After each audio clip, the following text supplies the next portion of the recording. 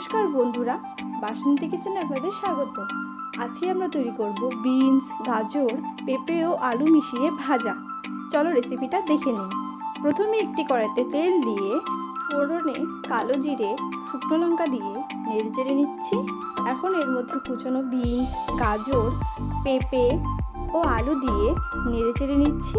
এখন এটাকে আমরা একটু ভাজা ভাজা করে নেব। ভাজা ভাজা হয়ে গেছে, এর মধ্যে স্বাদ মতো নুন ও হলুদ দিয়ে নেড়েচেড়ে নিচ্ছি।